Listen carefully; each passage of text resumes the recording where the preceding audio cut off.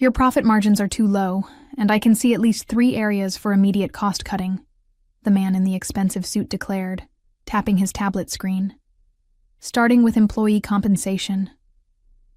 I sat across the desk, stunned into silence as Brian Hayes, the new regional manager from Brightpaw Veterinary Partners, explained how my career of 14 years at Oakwood Animal Clinic was now worth exactly 60% of my current salary.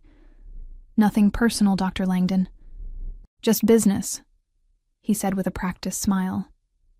We need to align your compensation with industry standards. My name is Jessica Langdon. I'm 41 years old and have dedicated my entire professional life to the animals of Lexington, Kentucky. What started as a job at a small family-owned veterinary practice straight out of vet school had grown into something I poured my heart and soul into. I was the one who'd helped the clinic grow from a 2-room operation to the trusted community fixture it had become. I understand this is a transition period, I replied calmly, though my heart was pounding. When would these changes take effect? Next pay cycle, Brian answered, already looking back at his tablet. We'll need your decision by Friday. When old Dr. Harrington decided to retire and sell the practice, we'd all been nervous. But he'd assured us that Brightpaw would maintain the clinic's values. They understand what we've built here, he'd said during the announcement dinner. Now, 3 weeks after the sale was finalized, I was facing a choice between a massive pay cut or walking away from the practice that felt like my second home, where I'd trained every vet tech, where I knew hundreds of pets by name, where clients specifically requested me for their animals' care. I appreciate your transparency, I said, standing up. I'll have my decision for you by Friday. Brian nodded without looking up. As I walked toward the door, he called after me. Oh, and Jessica? We're implementing a new scheduling system next week. The training manual is in your email. Outside his office, I paused by the reception desk where Valerie was updating patient records. She'd been our receptionist for 12 years, and her concerned expression told me she already knew. You too? I asked quietly. She nodded. 30% cut, plus reduced hours.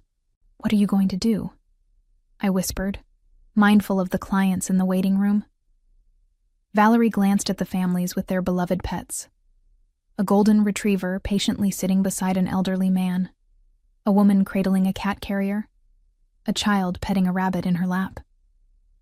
I don't know yet, she replied, but something tells me things are about to change around here, and not for the better. A sense of resolve began building inside me. This wasn't just about my salary. This was about everything we'd built, everything we stood for. I looked around at the clinic that had been my life's work and knew that something had to be done. I've always believed that being a good veterinarian means more than just medical expertise. It's about relationships.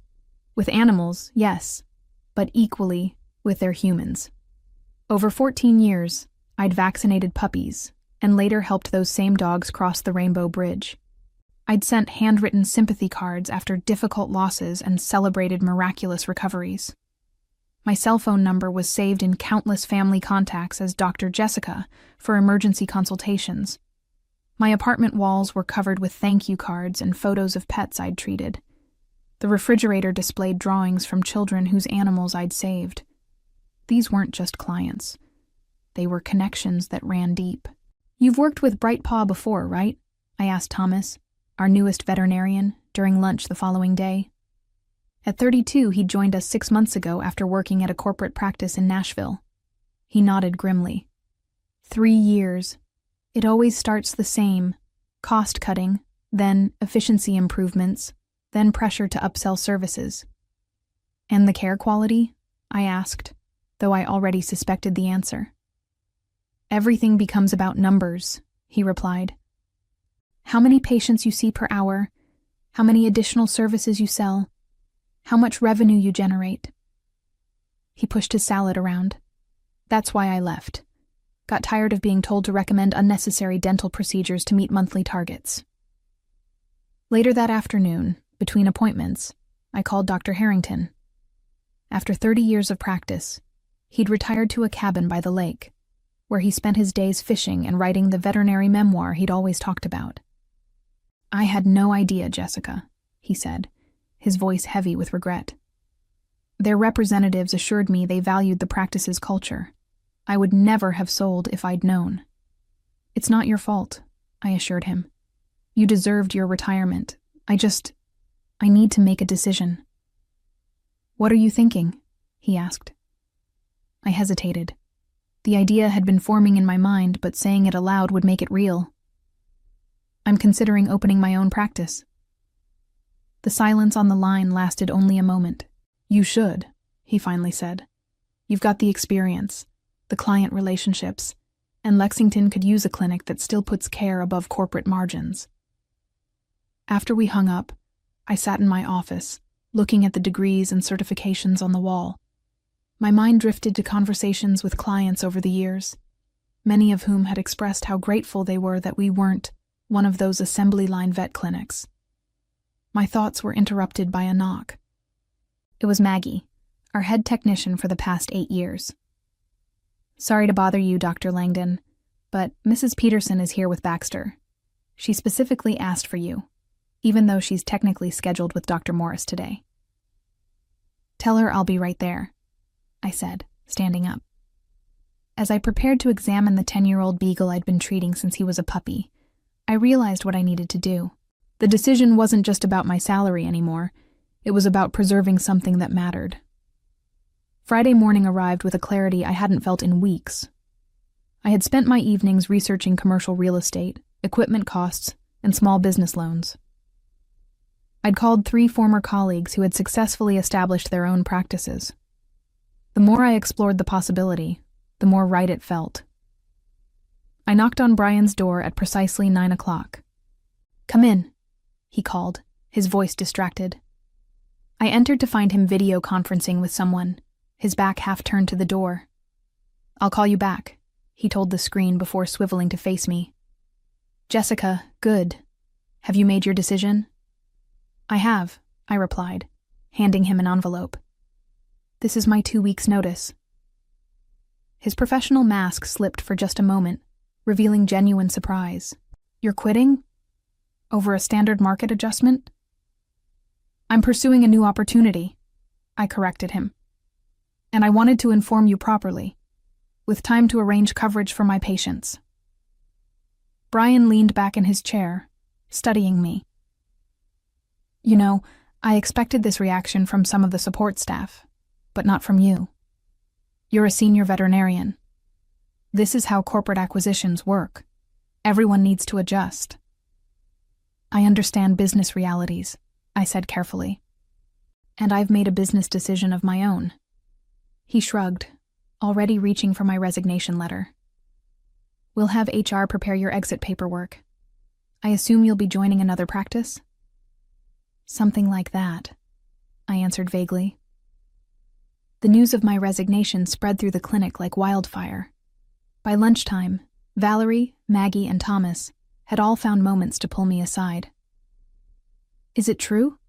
Valerie asked, her voice barely above a whisper as we stood by the filing cabinets. "Yes," I confirmed. "My last day is 2 weeks from today."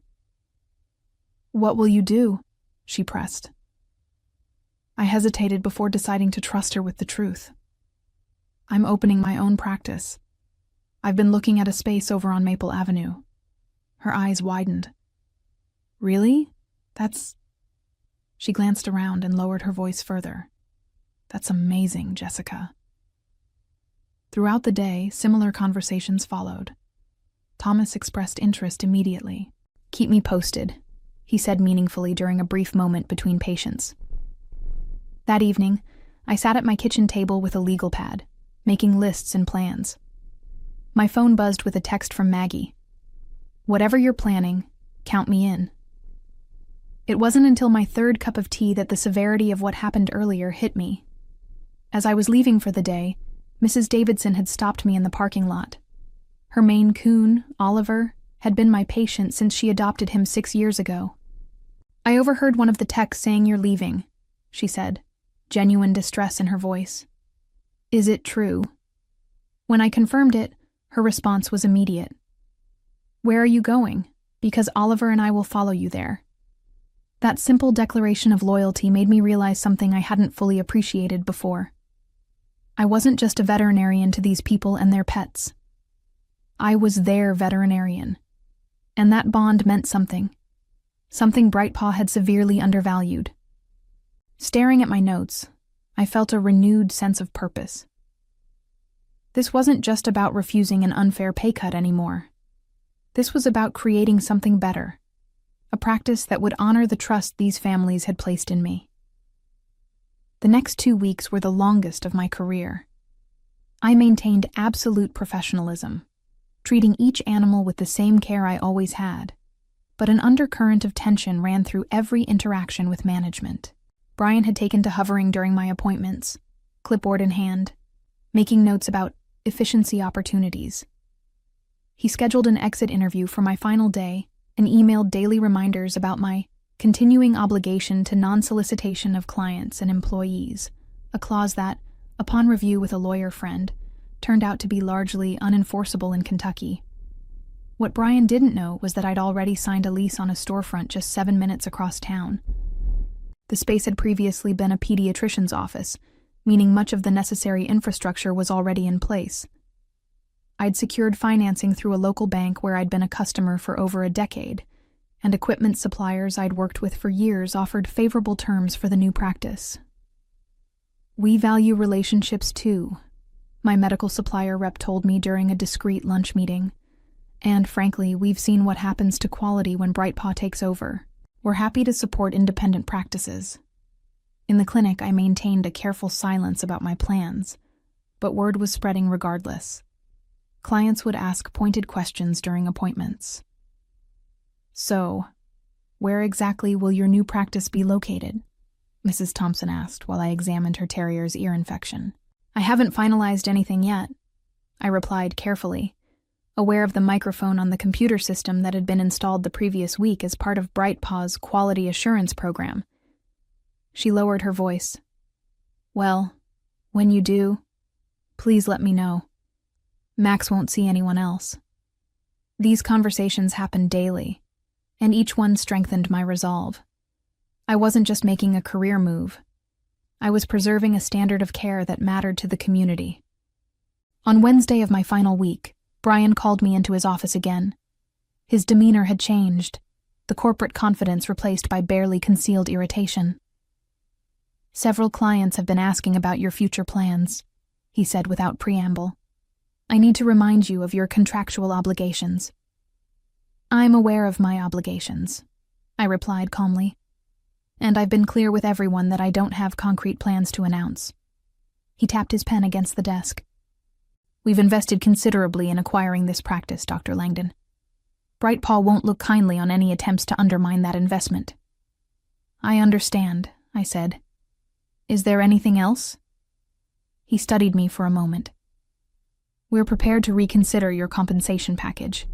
Perhaps we were too aggressive with the initial adjustment."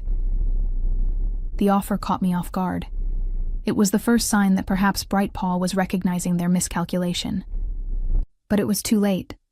The lease was signed, equipment ordered, and my vision for Riverbank Animal Hospital was already taking shape. "I appreciate that, Brian, but my decision is made." Later that afternoon, Valerie slipped a folded note onto my desk. Inside was a list of 20 client names with a simple message. "These people called today specifically asking about you." At the bottom she'd added, "When you're ready to hire a receptionist, call me first." That evening, I met Thomas and Maggie at a coffee shop several miles from the clinic, far enough to avoid running into anyone from Brightpaw. Over lattes, I finally shared my plans in detail. "I've secured a location on Riverbank Drive," I told them. "It'll be called Riverbank Animal Hospital, opening in about 6 weeks if everything goes according to schedule." 6 weeks, Maggie repeated, her expression thoughtful. "My reduction in hours takes effect in 3. Interesting timing." Thomas leaned forward. "What's your staffing plan?" "I need a veterinarian who shares my philosophy of care," I said, meeting his gaze directly, "and an experienced lead technician." Their smiles told me everything I needed to know. By the time we left the coffee shop, my new practice had unofficially gained its first team members. The pieces were falling into place, but I had no idea that Brightpaw was about to force my hand in a way I never anticipated. My second-to-last day at Oakwood began with an unwelcome surprise. Posted on the break room bulletin board was a new fee schedule, effective immediately, with price increases averaging 30% across all services. Basic vaccinations that had cost $45 were now $65. Dental cleanings jumped from $300 to $425. More disturbing were the new care packages, highlighted in bold, bundled services that included tests rarely needed for healthy animals. The comprehensive wellness package included 3 separate screens that most pets simply didn't require at routine visits. "They're not even trying to hide it anymore," whispered Jenna, a young vet tech who had joined us just before the acquisition. "Dr. Morris already told me we need to recommend the premium package to every client today." My stomach tightened. This wasn't just corporate streamlining anymore. This was exploitative. When Mrs. Whitaker brought in her elderly cat, Chairman Meow, for his arthritis check, I found myself in an impossible position. The new protocols required me to recommend a full senior panel costing nearly $500, despite having run the same tests just 2 months earlier. "Is this really necessary so soon?" Mrs. Whitaker asked, her concern evident. Living on a fixed income, she budgeted carefully for her cat's care. "The new owners have implemented standard protocols," I explained carefully. "But in my professional opinion, given Chairman's recent normal results, we could wait another 4 months for these particular tests." She looked relieved, but my compromise was short-lived. Brian had apparently been monitoring the appointment through the new electronic system. He entered the exam room before I could complete the visit. "Mrs. Whitaker, I'm Brian Hayes, Regional Manager." He introduced himself with a practiced smile. I couldn't help noticing that we haven't scheduled Chairman's senior wellness package today. What followed was a masterclass in pressure tactics, subtle implications that skipping these tests was neglectful, mentions of catching problems early, and finally, the closing offer of a special one-time discount that still exceeded what these tests should actually cost. I watched Mrs. Whitaker's expression shift from confusion to guilt to resignation as she finally agreed, her hands gripping her purse a little tighter. After she left, Brian pulled me aside. "Dr. Langdon, when we recommend a protocol, we expect our veterinarians to support it fully. Those tests are unnecessary right now," I said, keeping my voice low but firm. "This isn't about healthcare. It's about revenue." "This is about standardized care," he countered. "Your personal attachment to clients is clouding your professional judgment." I nearly laughed at the absurdity. "My personal attachment to clients is called building trust. It's why this practice has thrived for decades." He checked his watch dismissively. "Well, thankfully we only have to manage that approach for 1 more day." The rest of the day proceeded similarly, with Brian hovering around my appointments and intervening whenever I didn't push the new protocols aggressively enough. By closing time, I was emotionally exhausted. As I was updating Chairman Meow's file, I noticed something that made my blood run cold. In the notes section, an administrative entry read, "Patient transfer to Dr. Morris effective immediately. Dr. Langdon no longer primary veterinarian." A quick check of several other longtime patients revealed the same change. They were reassigning all of my patients before I'd even left. That night, I couldn't sleep. I'd planned to depart quietly, give myself time to set up my new practice, and only then let clients know of my new location. But Brightpaw's aggressive tactics and willingness to exploit client trust changed everything. At 2:00 a.m., I made a decision. I sat at my computer and drafted an email to the lawyer who'd been helping me establish my new practice. "Need to accelerate timeline," I wrote. "How soon can we open, even in limited capacity?" Her response came surprisingly quickly. "With temporary equipment rental and creative scheduling, potentially 2 weeks. Call me in the morning." I closed my laptop, finally able to relax enough to sleep. Tomorrow would be my last day at Oakwood Animal Clinic. and it wasn't going to go the way Brian Hayes expected. My final day arrived with a sense of both ending and beginning. I'd spent the early morning hours preparing, making calls, and setting things in motion. Now, as I parked in my usual spot for the last time, I felt strangely calm. The morning passed with a series of emotional goodbyes from staff members who'd become family over the years. Even some of the newer employees, who barely knew me, seemed affected by the shift in the clinic's atmosphere. "The schedule looks light today," Valerie noted when I stopped by reception. Indeed, I had only 4 appointments, unusual for a Friday. "Brian blocked off most of my day for transition activities," I explained. "Apparently I have a lot of paperwork to complete before I leave." What neither of us said was that my regular clients had already been redistributed among the remaining veterinarians. At noon, Brian summoned me to the conference room for what he called a departure protocol meeting. I expected the usual exit interview formalities, returning keys, signing final paperwork, perhaps a cursory acknowledgement of my years of service. Instead, I found Brian seated with 2 people I'd never seen before. One was introduced as Brightpaw's regional legal counsel, the other as their human resources director. "Before we process your departure, we need to address some concerns," Brian began, his tone formal. "It's come to our attention that you may be planning to open a competing practice in violation of your employment terms." The legal counsel, a stern woman in her 50s, slid a document across the table. "This is a cease and desist letter regarding any plans to practice veterinary medicine within a 20-mile radius of this facility for the period of 1 year. I looked at the document but didn't touch it. I don't recall signing any non-compete agreement. It's incorporated in the transition documents all employees signed when Brightpaw acquired the practice," she replied smoothly. "Actually," I said, reaching into my bag, "I have copies of everything I signed. There was no non-compete clause in any of those documents."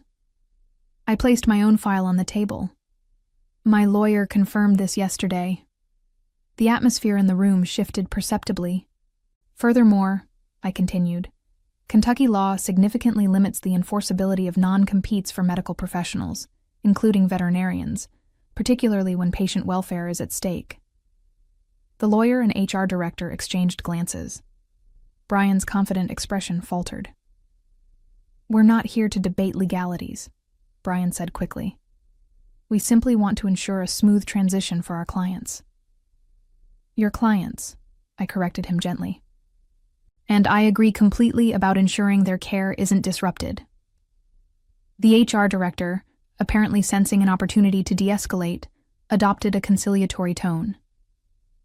"Dr. Langdon, I understand you've been with this practice for many years. Perhaps we can find a compromise that works for everyone." I smiled.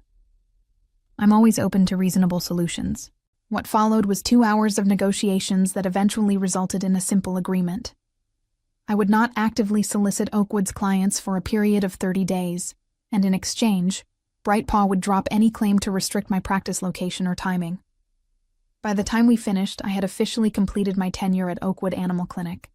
I collected my personal belongings, said my final goodbyes, and walked to my car with a mixture of nostalgia and excitement. As I was pulling out of the parking lot, my phone chimed with a message from Valerie. "Just overheard Brian on the phone with corporate. He said, 'She's just one veterinarian. How much impact could her leaving possibly have?'" I smiled at her message and typed a quick reply. "I guess we'll find out." What Brian and Brightpaw didn't realize was that I wasn't just leaving. I was already 2 steps ahead. The wheels were in motion, and nothing would stop what was coming next. Riverbank Animal Hospital opened its doors exactly 17 days after my departure from Oakwood. The timeline had been ambitious, requiring round-the-clock work, temporary equipment rentals, and a skeleton crew working double shifts. But we made it happen. Thomas joined me as the 2nd veterinarian. Maggie came aboard as our lead technician after her hours at Oakwood were reduced to part-time. Valerie gave her notice the day the new reception desk was installed, citing Brightpaw's hostile work environment in her resignation letter. Our first day was meant to be a soft opening, a chance to test systems with a handful of appointments before a proper launch the following week. I'd only personally called about 20 longtime clients whose pets had ongoing medical needs that I'd been managing. At 8:45 a.m., 15 minutes before our official opening, I looked out the front window to an astonishing sight. A line of people and pets stretched across our small parking lot and down the sidewalk. "Did you call all these people?" Thomas asked, eyes wide. "No," I said, stunned. "I only contacted a few with urgent needs." Valerie was already at the reception desk, logging into our new practice management system. "I think word got around," she said with a knowing smile. As we opened the doors, familiar faces poured in. Mrs. Peterson with Baxter the Beagle, the Garcias with their 3 rescue cats, Mr. Johnson and his ancient tortoise Methuselah, clients I'd cared for over years, even decades in some cases.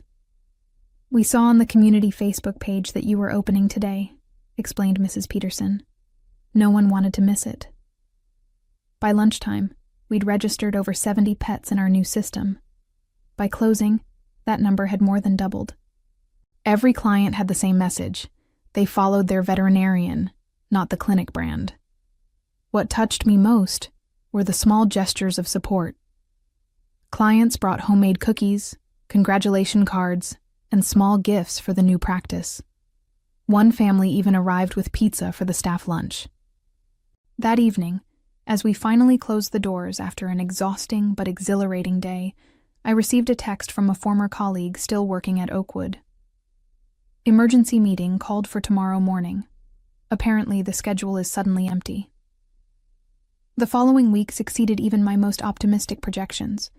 We quickly had to expand our hours and hire additional staff to accommodate the influx of patients. By the end of our first month, we had registered over 800 pets in our system, approximately 70% of Oakwood's former client base.